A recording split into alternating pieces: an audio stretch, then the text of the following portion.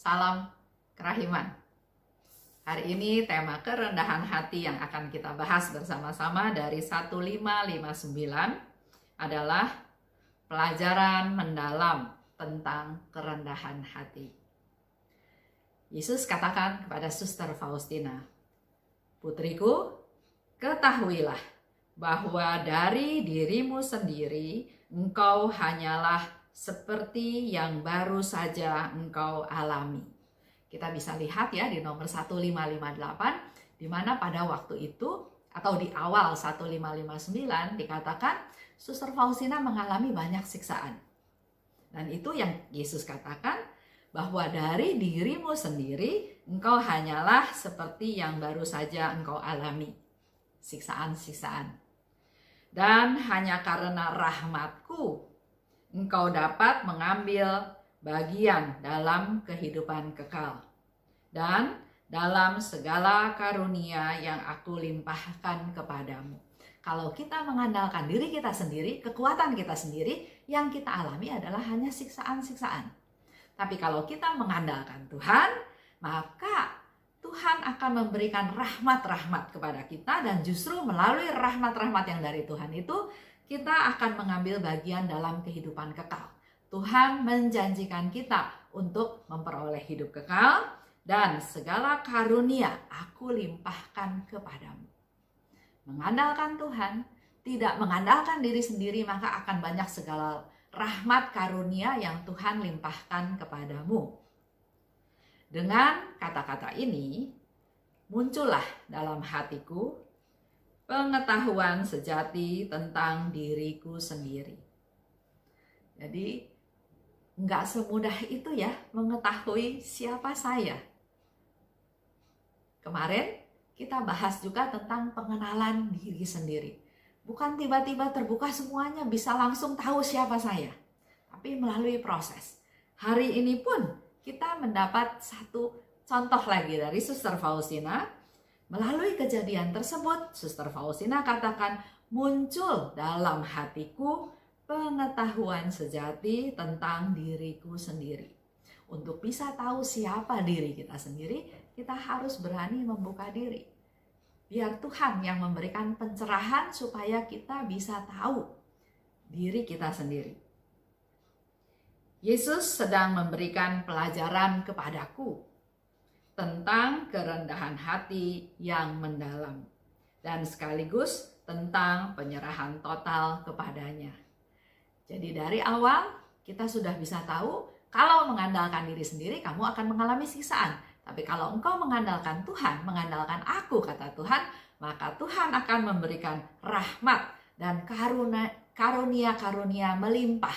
Sehingga kita bisa tahu pengetahuan tentang diri sendiri.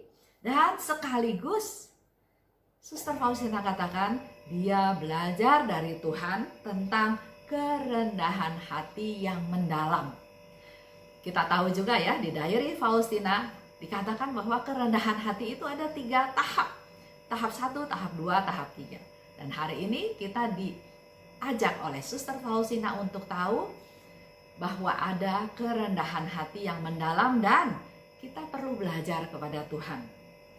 Selain kerendahan hati yang mendalam, dia juga belajar tentang penyerahan total kepadanya. Berserah, betul-betul mengandalkan Tuhan.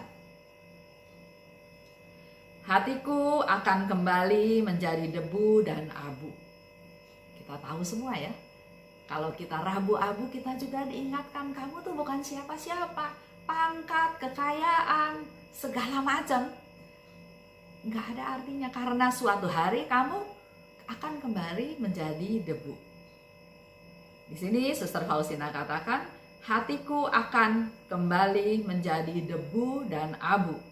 Dan kalaupun semua orang harus menginjak-injak aku masih tetap akan memandang hal itu sebagai karunia. Dengan dia belajar tentang kerendahan hati yang mendalam, salah satunya yang dikatakan oleh Suster Faustina, walaupun mereka menginjak-injak aku, menghina, menganiaya, menyakiti, itu yang dialami. Tapi dikatakan di sini, walaupun mereka menginjak-injak aku, tapi aku masih tetap akan memandang hal tersebut sebagai suatu karunia. Jadi di dalam penderitaan, di dalam orang bersikap kepada kita, yang menentukan adalah sayanya, kitanya. Kalau saya merasa diinjak-injak, terus saya merasa marah, saya merasa kecewa, saya merasa putus asa, ya itulah yang terjadi. Tapi kalau mereka menginjak-injak, tapi saya bilang bahwa boleh saja mereka menginjak-injak saya, tapi saya tetap kuat karena saya mengandalkan Tuhan. Saya tetap disayang Tuhan walaupun mereka menghina saya, menginjak-injak saya. Sehingga dalam hal ini Suster Faustina katakan, biarin mereka menginjak-injak aku, tapi aku tetap menganggap itu sebagai suatu karunia. Aku merasa dan sungguh aku menyadari sepenuhnya bahwa aku ini bukan apa-apa. Sehingga setiap penghinaan ku alami akan menjadi suatu penyegaran bagiku. Jadi setiap penghinaan yang dia terima bukan membuat dia semakin terperosok, bukan membuat dia semakin down, semakin putus asa, tapi ini sebagai satu penyegaran. Kembali diingatkan sebagai satu kekuatan ya. Kalau menurut saya, contoh misalnya, dulu saya sering main badminton. Latihan 1 minggu bisa 7 hari, tiap hari latihan. Kadang latihan fisik, kadang latihan di lapangan mana, kadang latihan di lapangan mana. Capek, karena waktu itu memang targetnya mau jadi pemain bulu tangkis ya, yang berprestasi. Otomatis ada penekanan dari pimpinan, dari pelatih ya, harus dipaksa ya. Ayo dibuat supaya ada daya juang. Nah, ini pun bisa dianggap sebagai satu penghinaan. Esther, masa main kayak gitu aja kalah sama dia? Yang saya lakukan apa? Apakah saya marah? Apakah saya dendam sama si pelatih? Atau dendam sama orang yang mengalahkan saya? Tapi buat saya menjadi satu, saya masih harus berusaha lebih supaya saya bisa menang. Jadi buat Suster Faustina, penghinaan itu sebagai satu penyegaran. Bergairah lagi. Mau menunjukkan kehidupannya bahwa apa yang dia alami itu dia kuat menanggungnya bersama dengan Tuhan. Jadi hari ini kita dapat pelajaran yang mendalam tentang kerendahan hati. Penghinaan adalah suatu penyegaran. Silahkan Bapak Ibu renungkan bersama-sama. Kalau penghinaan menjadi suatu penyegaran, maka kalau kita dihina, kita bersyukur karena kita seperti di-charge lagi, dikuatkan lagi, disegarkan lagi. Penghinaan adalah suatu penyegaran. Terima kasih. Salam kerahiman.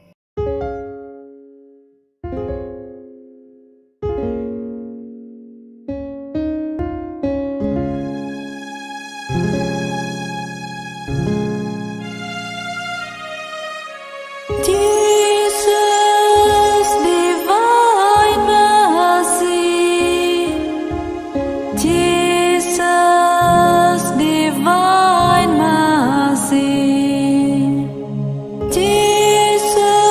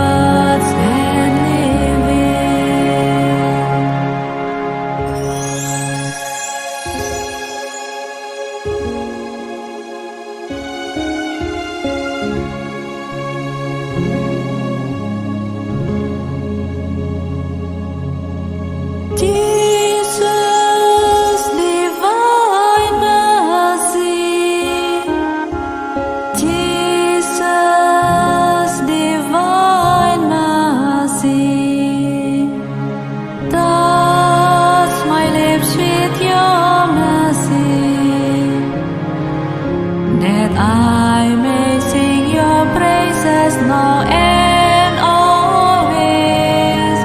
Touch my hands with your mercy, that I may use them to serve others.